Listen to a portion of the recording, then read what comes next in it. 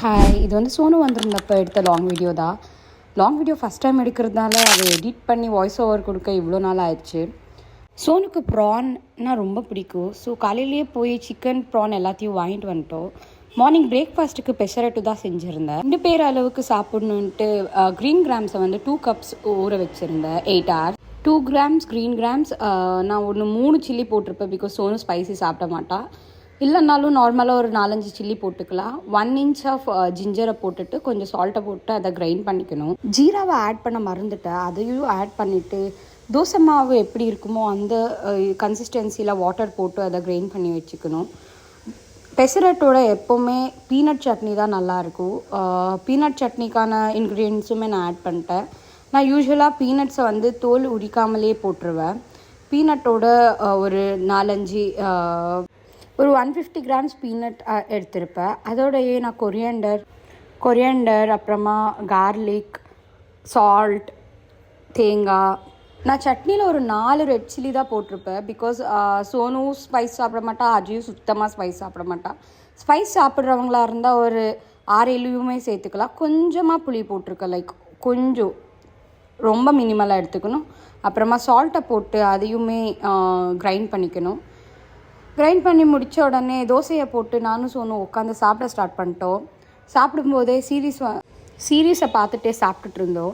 சாப்பிட்டு முடிச்சு கொஞ்சம் நேரம் ரெஸ்ட் எடுத்த உடனே லஞ்சுக்கான ப்ரிப்ரேஷனை ஸ்டார்ட் பண்ணிட்டேன். 1/2 கிலோ சிக்கனுக்கு 2 பே லீவ்ஸை போட்டுட்டு அப்படியே ஒரு 1 tablespoon சோம்பு, ஜிஞ்சர் கார்லிக் பேஸ்ட்டு வந்து நான் ரைஸோட குவான்டிட்டி மேலே தான் மெஷர் பண்ணி போடுவேன். 1 glass ரைஸ்க்கு நான் 3 tablespoon ஜிஞ்சர் கார்லிக் பேஸ்ட் போடுவேன். சில்லி பவுடர் வந்து 1 tablespoon போட்டிருப்பேன். யூஸ்வலி நான் மட்டும் சாப்பிட்றதா இருந்தால் 1.5 tablespoon போடுவேன். அதோடையே கொஞ்சம் கரம் மசாலா, கொஞ்சம் சிக்கன் மசாலா.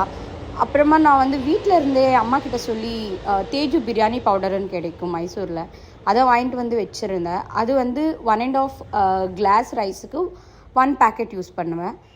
திக்கான கர்ட்னா பெரிய ஸ்பூனில் 1.5 spoon யூஸ் பண்ணணும். அதே வாட்டரியாக இருந்துச்சுன்னா ஒரு 5 to 6 tablespoon கர்டை யூஸ் பண்ணேன். 1 லெமனை யூஸ் பண்ணிட்டேன். அப்படியே புதினாவும் கொத்தமல்லியும் இதோடையே சேர்த்துப்பேன் நான் மேரினேட் பண்ணும்போது. எல்லாம் போட்டு மிக்ஸ் பண்ணதுக்கப்புறமா ஞாபகம் வந்துச்சு எனக்கு, நான் அதில் பிரியாணி பவுடரையே ஆட் பண்ணலைன்னு. மிக்ஸ் பண்ணும்போது தான் தெரிஞ்சுது ஏதோ மிஸ் ஆகுது அப்படின்னு. அப்புறமா பிரியாணி பவுடரை 1 packet கட் பண்ணி அதை ஆட் பண்ணிவிட்டு நல்லா மிக்ஸ் பண்ணிவிட்டு ஒரு 1.5 hour 2 hours அதை மேரினேட் பண்ண வச்சுட்டேன். ரெக்கார்ட் பண்ணும்போது வேறு பேக்ரவுண்ட் வாய்ஸ் எல்லாம் கேட்கும், சாரி அதுக்கு. அஜய் வந்து என் கூட யாராவது வீட்டில் இருந்தான்னா சுத்தமாக எழமாட்டா. அன்றைக்கி அவள் எழுந்து வந்த டைம் வந்து 1 PM. எழுந்த உடனே எனக்கு பிரேக்ஃபாஸ்ட் எல்லாம் ஒன்றும் வேணாம், நான் மேங்கோ சாப்பிட்டுக்கிறேன், ஒரே வாட்டி லஞ்சு சாப்பிட்றேன்னு போனான். நானும் பிரியாணிக்கு தேவையான ப்ரிப்ரேஷன் ஸ்டார்ட் பண்ணிட்டேன். இங்கேருந்து அஜய் நான் வீடியோ எடுக்கிறேன்னு கண்டினியூ பண்ணிட்டா. நான் யூஸ்வலி ஆனியன் அதிகமாக ஆட் பண்ண மாட்டேன். 1.5 ஆனியன் ஆட் பண்ணுவேன். அப்புறமா க்ரீன் சில்லி ஒரு 4 ஸ்லிட் பண்ணி வச்சுருந்தேன். குட்டி டொமேட்டோ 2 டொமேட்டோ எடுத்திருப்பேன். நான் அதையும் சாப் பண்ணி வச்சுட்டேன். 1.5 glass ரைஸ் எடுத்தேன். அதை வந்து சோக் பண்ண வச்சுட்டேன், பாஸ்மதி ரைஸை. வெசலை வச்சுட்டு அதில் வந்து நான் ஆயில் அதிகமாக ஆட் பண்ண மாட்டேன். யூஸ்வலி பிரியாணிக்கு ஒரு ஆயில் ஆட் பண்ண உடனே எல்லா ஸ்பைசஸுமே ஆட் பண்ணிட்டேன். பட்டை, லவங்கம், அது எல்லாமே ஸ்பைசஸ் எல்லாமே ஃப்ரை ஆன உடனே க்ரீன் சில்லி ஆட் பண்ணிட்டேன். க்ரீன் சில்லி ஆட் பண்ணி ஒரு 2 seconds ஆனதுக்கப்புறமா அதில் சாப் பண்ண ஆனியனையும் எடுத்து போட்டுட்டேன். சாப் பண்ண ஆனியன் யூஸ்வலாக நான் ரொம்ப டார்க் ப்ரௌன் ஆக விட மாட்டேன். நார்மல் மினிமல் ஃப்ரை ஆன உடனே நான் ஈருள்ளி ஃப்ரை ஆகிற கேப்லேயே அஜய் வந்து அது இதுன்னு கொஷின் கேட்டுட்டு இருந்தா. இது யார் சொல்லி கொடுத்தா, என்ன, எப்படி கற்றுக்கிட்டேன்னு. அப்புறமா நான் என் ஃபேஸை காட்டாமல் வீடியோ எடுறான்னு சொன்னால், இல்லை நான் உன் ஃபேஸை காட்டி தான் தீருவேன்ட்டு அந்த வீடியோவை எடுத்துகிட்டு இருந்தான். அப்படியே ஆனியன் எல்லாம் ஃப்ரை ஆன உடனே நான் டொமேட்டோஸையும் ஆட் பண்ணிட்டேன். டொமேட்டோஸை ஆட் பண்ணிவிட்டு கொஞ்சமாக சால்ட் போடுவேன் பிகாஸ் மேரினேட் பண்ணப்போ சிக்கன்லேயும் நான் சால்ட் போட்டிருப்பேன். அதனால இதில் கொஞ்சமாக ஒரு 1/2 tablespoon சால்ட்டை போட்டுட்டு அதை வந்து ஃபைனாக ஃப்ரை ஆகிற வரைக்கும் விட்டுட்டு மிக்ஸ் பண்ணி வச்சுருந்த அந்த மேரினேஷனில் கஸ்தூரி மேத்தி சொல்கிறது மறந்துட்டேன். கஸ்தூரி மேத்தியும் ஆட் பண்ணிக்கணும்.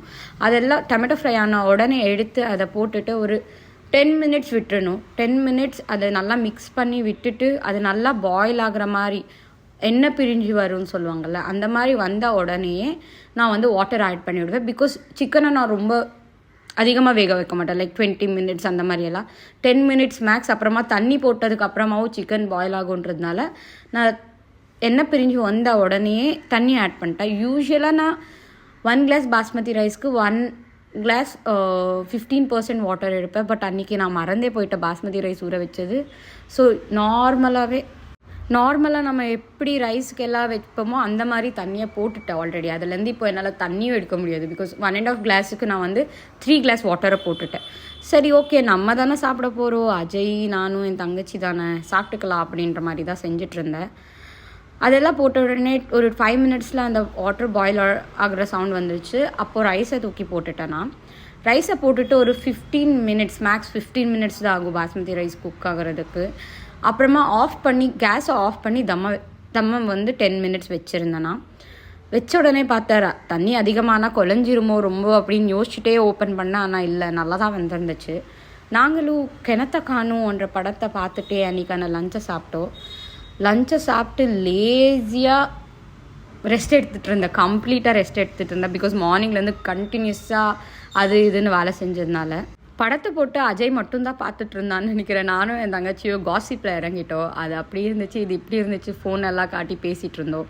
சாப்பிட்டு முடிச்சுட்டு உடனே ரெஸ்ட் எடுத்துகிட்டு கிளம்பி ரெடியாகி வெளில போகலான்னு கிளம்பிட்டோம். சோனுக்கும் பீச்னால் ரொம்ப பிடிக்கும், எனக்கும் பிடிக்கும், எங்கள் அம்மாவுக்கும் பிடிக்கும். எப்போ எங்கள் ஃபேமிலியாக போனாலும் நாங்கள் வந்து பீச்சை பார்த்த உடனே போய் குதிரா தண்ணிக்குள்ளே இருந்தால் போவோம். நாங்கள் திருவான்மியூர் பீச் ரொம்ப வாட்டி போயிருக்கோம். பட் இந்த ஹிடன் ஸ்பாட் எல்லாமே இந்த வாட்டி தான் அஜய் கூட்டிகிட்டே போன உடனே கொஞ்சம் கிளிப்ஸ் வாங்க வேண்டியதாக இருந்துச்சு. அதெல்லாம் வாங்கிட்டு சாப்பிட போகலாவா அப்படின்ட்டு கூட்டிகிட்டு போன இடம் தான் இந்த திருவான்மியூர் ஹிடன் ஸ்பாட். நான் ஃபஸ்ட் டைம் திருவான்மியூர் பீச், நான் சென்னை வந்ததுலேருந்து மோஸ்ட் ஆஃப் த டைம் போகிற பீச் தான் அது. ஆனால் இந்த ஸ்பாட்டுக்கு அவன் வந்து இவ்வளோ நாள் கூட்டிகிட்டு போகல. மோர் தாத்தா கடை இருக்குல்ல, அந்த சைடு தான் நாங்கள் போவோம் யூஸ்வலாக, பிகாஸ் அங்கே கூட்டம் கம்மியாக இருக்குன்னு. ஆனால் இந்த சைடு போன உடனே ஃபஸ்ட்டு நான் பார்த்ததே பானிபூரி கடை தான். எனக்கு பானிபூரின்னா உயிர்னே சொல்லலாம். அதுவுமே சிக்கன் பானிபூரி பார்த்த உடனே வாயை பொழுந்துட்டு சாப்பிட்டுட்டு நின்றுட்டு இருந்தேன். நான் பீஸா சாப்பிட மாட்டேன், பட் அஜய்க்கும் சோனுக்கும் பீஸான்னா பிடிக்கும். ஸோ அதையும் ஆர்டர் பண்ணிட்டோம். எனக்கு மொஜிட்டோ வேணும், அவளுக்கு மில்க் ஷேக் வேணும்ன்ட்டு நெக்ஸ்ட் கடையில் போய் அதுவுமே வாங்கிட்டு இருந்தோம். சரி அஜய் ஃப்ராங்கி சாப்பிடலாமே அப்படின்னு சொன்னான். அஜய் தான் ஃப்ராங்கி வாங்கினான். ஆனால் நான் தான் ஃபஸ்ட் பைட் எடுப்பேன்னு அவனோட ஃப்ராங்கியை பிடுங்கி சாப்பிட்டுட்டு இருந்தேன். ஃப்ராங்கி ஓகேவாக தான் இருந்துச்சு, சொல்கிற அளவுக்கு எல்லாம் ஒன்றுமே இல்லை. அதில் சிக்கனே இல்லை, சிக்கன் ஃப்ராங்கின்னு கொடுத்தாங்க, சிக்கன் சுத்தமாக இல்லை. சரி பக்கத்துலேயே மறுபடியும் பானிபூரி கடையை பார்த்த உடனே 2வது ரவுண்டு இறங்கிடலாம் அப்படின்ட்டு நான் வாங்கி சேம் ஸ்பைசி பானிபூரியை தான் வாங்கி சாப்பிட்டேன். ஆனால் இந்த வாட்டி நான் யாருக்கிட்டேயும் ஷேர் பண்ண மாட்டேன்னு சொல்லிட்டு தான் வாங்கினேன். பிகாஸ் நான் பானிபூரியை ஷேர் பண்ணி சாப்பிட்டா எனக்கு சாப்பிட்ட மாதிரியே இருக்காது. ஆனால் அங்கே வாங்கினதுக்கு அப்புறமா தான் தெரிஞ்சுது அது ரொம்ப ஃபீலிங்காக இருந்துச்சுன்னு. எதுவுமே வேணாம் வீட்டுக்கு கிளம்பலான்னும் போது தான் ப்ரௌனி ஷாப்பை பார்த்தேன். ப்ரௌனியை பார்த்துட்டு சாப்பிடாம போனால் எப்படின்னு 2 ட்ரிபிள் சாக்லேட் லோடட் ப்ரௌனி வாங்கினேன். ஹெவன் மாதிரி இருந்துச்சு. அதை சாப்பிட்டு